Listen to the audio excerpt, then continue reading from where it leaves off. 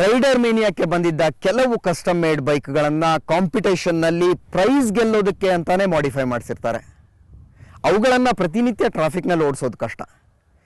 ಆದರೆ ಇನ್ನೂ ಕೆಲವು ಮಾಡಿಫೈಡ್ ಬೈಕ್ಗಳನ್ನು ಸಾಮಾನ್ಯ ಬುಲೆಟ್ನಂತೆ ರಸ್ತೆಗಿಳಿಸಬಹುದು. ಅಂಥ ಒಂದು ಬೈಕನ್ನು ನಾನು ಟೆಸ್ಟ್ ರೈಡ್ ಮಾಡಿದೆ.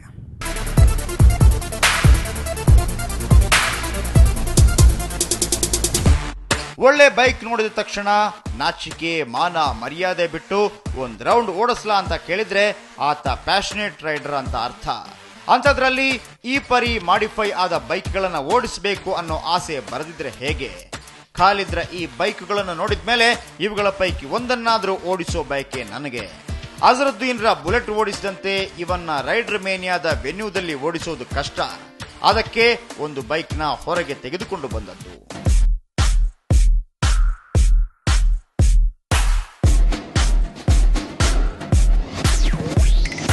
ಭಾರತದ ಬೈಕ್ ಮಾಡಿಫಿಕೇಷನ್ ಕ್ಷೇತ್ರದ ಮಾಂತ್ರಿಕ ಅನ್ನಿಸ್ಕೊಂಡಿರೋ ಖಾಲಿದ್ ಅವರ ಕೈಲಿ ಸಿಕ್ಕು 1996 ಸ್ಟ್ಯಾಂಡರ್ಡ್ ಬುಲೆಟ್ ಯಾವ ರೀತಿ ಪರಿವರ್ತನೆ ಆಗಿದೆ ಅನ್ನೋದನ್ನು ನಾವು ನೋಡ್ತಾ ಇದ್ದೀವಿ ಈ ಒಂದು ಕ್ಷಣದಲ್ಲಿ. ಸೊ ಸದ್ಯಕ್ಕೆ ನಮ್ಮ ಬೈಕ್ಗಳನ್ನು ಸ್ವಾಪ್ ಮಾಡಿಕೊಂಡು ರಸ್ತೆ ಮೇಲೆ ಹೇಗೆ ಹೋಗುತ್ತೋ ನೋಡ್ತಾ ಇದ್ದೀವಿ. ಜಾಸ್ತಿ ಲಾಂಗ್ ಆಗಿರೋ ಕಾರಣಕ್ಕೆ ಸ್ವಲ್ಪ ಕರ್ವ್ಗಳಲ್ಲಿ ಈ ಗಾಡಿನ ತಿರುಗಿಸೋದು ಕಷ್ಟ. ಖಾಲಿದ್ ಹೇಳೋ ಪ್ರಕಾರ ಒಂದು 2-3 ಕಿಲೋಮೀಟರ್ ಓಡಿಸಿದ ಮೇಲೆ ಗಾಡಿ ಅಡ್ಜಸ್ಟ್ ಆಗುತ್ತೆ ಅಂತ.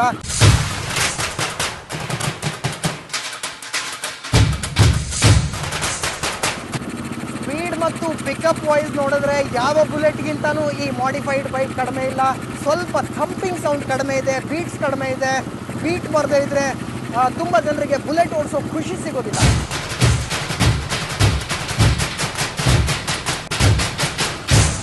Amazing ride, it was an amazing ride, ಯಾವುದೇ ಸಂಶಯ ಇಲ್ಲ. ಇನ್ಯಾವುದೇ ಬುಲೆಟ್ ಜೊತೆಗೆ ಕಾಂಪೀಟ್ ಮಾಡಬಹುದಾದಷ್ಟು ಸಶಕ್ತವಾಗಿದೆ ಈ ಒಂದು modified bike, custom made bike. ಒಟ್ಟಾರೆಯಾಗಿ ಹೋಗಿದ್ದು ಒಂದು 3-4 ಕಿಲೋಮೀಟರ್ ಆದರೂ ಈ ರೈಡ್ನ ನಾನು ತುಂಬ ಎಂಜಾಯ್ ಮಾಡಿದ್ದೀನಿ. ಇದು ನನ್ನ ಪಾಲಿಗೆ ರೈಡರ್ ಮೇನಿಯಾದ ತುಂಬಾ ಮೆಮೊರೇಬಲ್ ಘಳಿಗೆ. ಇಲ್ಲಿಗೆ ಒಂದು ದಿನದ ಇವೆಂಟ್ಗಳು ಮುಗಿದಿದ್ದವು. ಮಾರನೇ ದಿನ ಬೆಳಿಗ್ಗೆ ಡರ್ಟ್ ಟ್ರ್ಯಾಕ್ ಇತ್ತು. ಗುಡ್ಡದ ಇಳಿಜಾರಿನ ಪರಮ ಕಚ್ಚಾ ರಸ್ತೆಯಲ್ಲಿನ ರೇಸ್ ಅದು. 350cc ಮತ್ತು 500cc ಬುಲೆಟ್ಗಳಿಗೆ ಸಪರೇಟ್ ಸ್ಪರ್ಧೆ. ಇಲ್ಲಿ ಕೂಡ ಸೇಫ್ಟಿಗೆ ಮೊದಲ ಆದ್ಯತೆ. ಪೂರ್ತಿ ರೈಡಿಂಗ್ ಗೇರ್ ಇರಲೇಬೇಕು. ಪಕ್ಕದಲ್ಲೇ ಆಂಬ್ಯುಲೆನ್ಸ್ ಕೂಡ ಸಿದ್ಧವಾಗಿರುತ್ತೆ. ಮೊದಲು ಶುರುವಾದದ್ದು 500cc.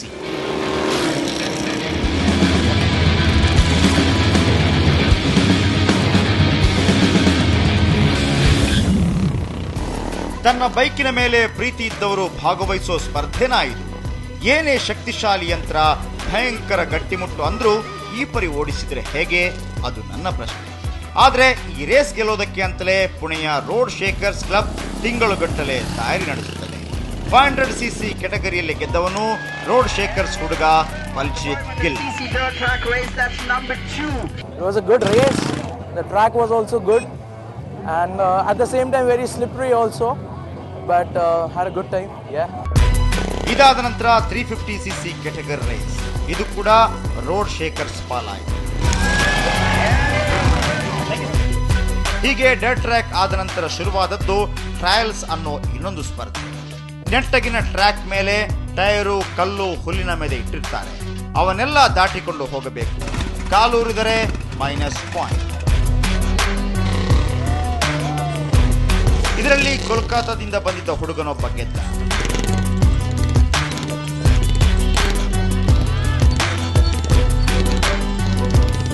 ಅವರನ್ನ ಮಾತಾಡಿಸಬೇಕು ಅನ್ನೋಷ್ಟರಲ್ಲಿ ಅದೊಂದು ದೃಶ್ಯ ಕಣ್ಣಿಗೆ ಬಿದ್ದಿತ್ತು. ಇವರಿಬ್ಬರು ಇಂಗ್ಲೆಂಡ್ ಮೂಲದ ತಾಯಿ ಮಗಳು. ಅಮ್ಮನಿಗೆ 66, ಮಗಳಿಗೆ 42. ಇಬ್ಬರು ಬುಲ್ ರೈಡರ್ಗಳು. 6 ತಿಂಗಳು ಇಂಗ್ಲೆಂಡ್ನಲ್ಲಿದ್ರೆ 6 ತಿಂಗಳು ಭಾರತಕ್ಕೆ ಬಂದು ಬುಲೆಟ್ ಬೆನ್ನ ಮೇಲೆ ಕುಳಿತು ಇಡೀ ದೇಶ ಸುತ್ತುತ್ತಾರೆ. ಇವರನ್ನ ಆಶ್ಚರ್ಯದಿಂದ ನೋಡಿ ಮುಗಿಸುವಷ್ಟರಲ್ಲಿ ಇನ್ನೊಂದು ದೃಶ್ಯ ಕಣ್ಣಿಗೆ ಬಿತ್ತು. ಗೀತಾ ಅಂತ ಈ ಹೆಣ್ಣು ಮಗಳು, ಜೊತೆಗಿರೋದು ರಾಜೀವ್, ಗೀತಾರ ಗಂಡ. ಇಬ್ಬರು ಬುಲೆಟ್ ಓಡಿಸಿಕೊಂಡು ಮುಂಬೈಯಿಂದ ಬಂದಿದ್ದಾರೆ. ಇವರ ಬುಲೆಟ್ ಪ್ರೇಮದ ಕಥೆ ದೊಡ್ಡದು. ಅದಕ್ಕಿಂತಲೂ ಇಂಟ್ರೆಸ್ಟಿಂಗ್ ಆಗಿದ್ದು ಈ ದಂಪತಿ ಬಿಯರ್ ಡ್ರಿಂಕಿಂಗ್ ಮತ್ತು ಆರ್ಮ್ ರೆಸ್ಲಿಂಗ್ ಸ್ಪರ್ಧೆಗಳಲ್ಲಿ ಭಾಗವಹಿಸಿದ ರೀತಿ.